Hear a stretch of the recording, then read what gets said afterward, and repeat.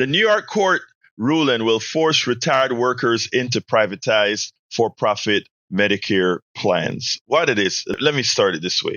New York State's highest court on Wednesday ruled against city retirees who had sought to block an effort by Mayor Eric Adams' administration to move them onto a for-profit privatized Medicare Advantage plan. In a unanimous decision, New York Court of Appeals Judge Shirley Troutman wrote that petitioners in the case are not entitled to promissory estoppel, cause of action. The argument that the retirees throughout their employment with the city were promised traditional Medicare benefits when they retired. According to Gothamist, the court also ruled that retirees did not have a legally binding promise from the city that their coverage would remain unchanged. The Wednesday ruling overruled a state Supreme Court judge's decision that had prevented the Adams administration from making the switch, though the Court of Appeals said there were still issues in the case that should be sent back down to the Supreme Court, a lower court in New York State system. Medicare Advantage plans are run by private health insurance who receive money from the federal government to provide Medicare coverage services. Medicare Advantage enrollment around the country is growing, though the Medicare Advantage system has been accused of offering poor care and boosting corporate profits. A 2022 investigation by the New York Times found that major health insurers have exploited Medicare Advantage to juice their profits by billions of dollars. The move to switch the city's 250 retirees to Medicare Advantage stems from a 2018 agreement between leaders in city government and major public employee unions to cut $600 million from the city's healthcare spending, according to the outlet The City. That is from an article on Common Dreams. When I read it last night, I wanted to bring it to everybody for two reasons. One is preemption. In reading the note, I don't think the court made the bad decision. It is imperative, I think, with all the unions when they're making their deals for getting healthcare after they retire, after the age of 65, that it is stipulated. It's not private healthcare you want, Medicare Advantage. It is traditional Medicare that you want. What just happened in New York, in effect, is that the private sector just got an influx of 250,000 people whom the government pays over, and it's over $8,000 per person to the private sector. So I didn't do the math beforehand, but as I speak, I will. $8,000 is on the low side because there's all these markups that they do. But in effect, I want to do the math to show you how the private sector operates. 250 times $8,000, whatever that is. But that's what these private insurance companies will get every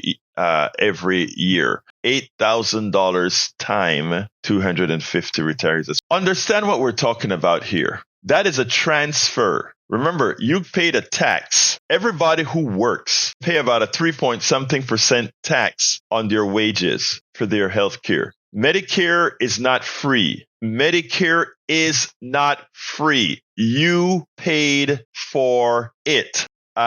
There is a reason Medicare exists. And I want people to understand this because you have the private companies telling you a whole bunch of crap, having you believe in these things. The private sector is more efficient than government, etc. Those statements are all categorically false, and it's provably false. Let me just give you a few numbers here, and I'm just pull this out of my head before I continue with the discussion. Let's say that a private company makes on average a markup of, I don't know, let's say they pay an average of 3% in dividends. And let's say they have extenuating costs of 20%, meaning for their executives, for advertising, for infrastructure, their personal infrastructure, meaning computer programs, all this kind of stuff that each private company has to have, right? So right there, they are telling you that the overhead, meaning all the monies that go into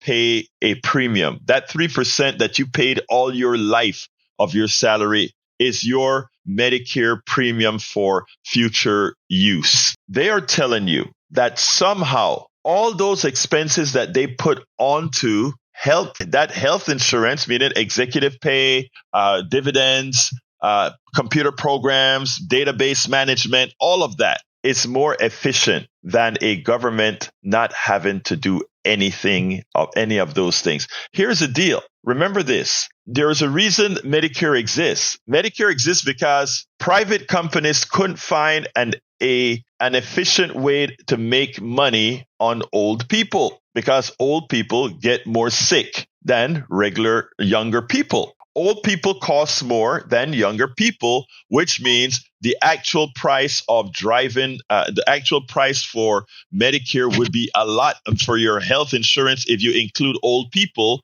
would be a lot more expensive than it is right now. And right now, as it is, healthcare for the average American citizen is also a ripoff, but that's for another subject, another time. The private sector stayed out of providing healthcare for people over 65 because it was too expensive to insure them.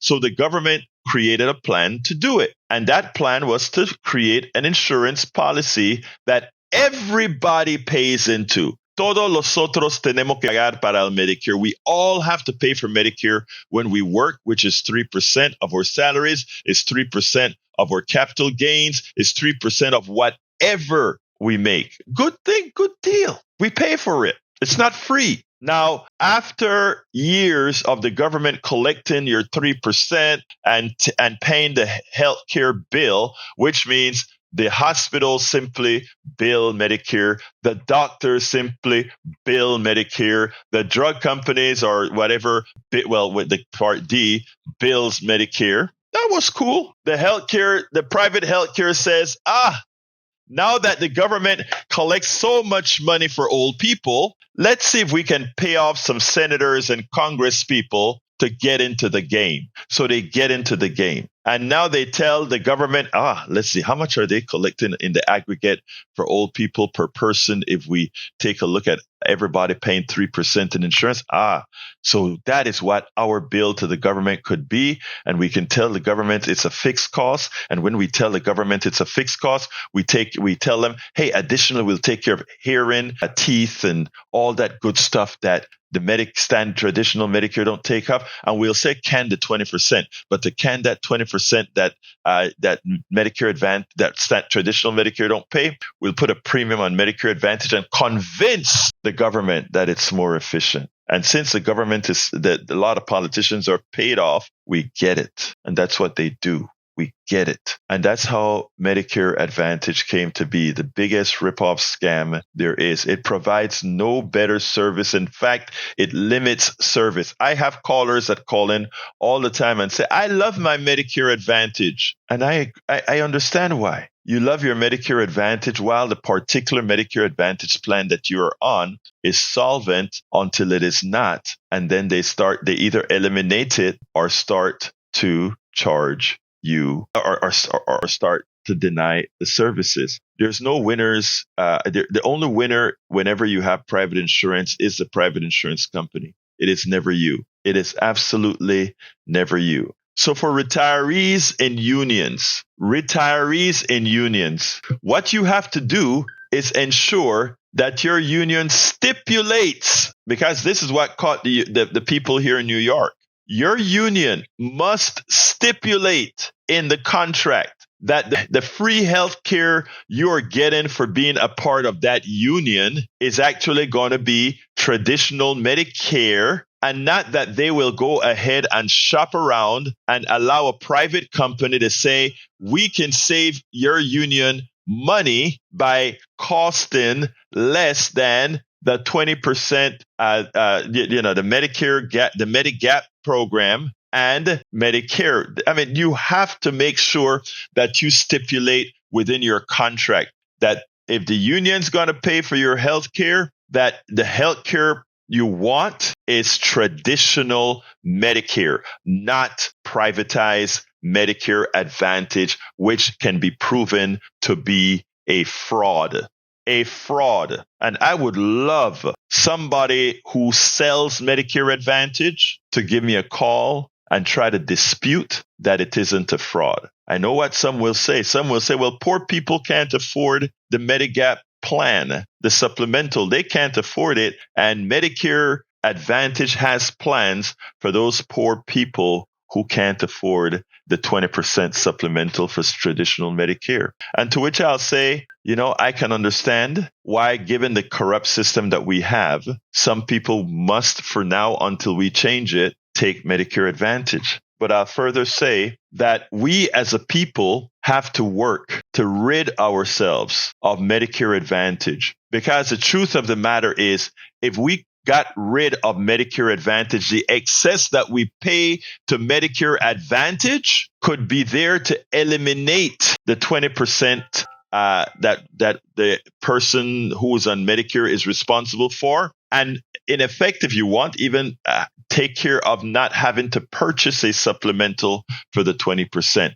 We would have an all-encompassing, true Medicare program that covers all elderly Americans, meaning Americans over 65 years old. The truth of the matter is what we want is Medicare for all, which covers not just the elderly, but all Americans. And if we do, look, the truth of the matter is the following. I would be willing to say that most Americans would be willing to say our working tax for Medicare, to have health care for all, 5% on everybody's, and also make sure that Social Security, everybody pays full Social Security on all their income. AARP is no longer the friend of retired people. I can just say that. They are selling, they have sold out many a times to Medicare Advantage. AARP should have nothing to do with Medicare Advantage. They should never sell Medicare Advantage. Ever, ever, ever. So folks,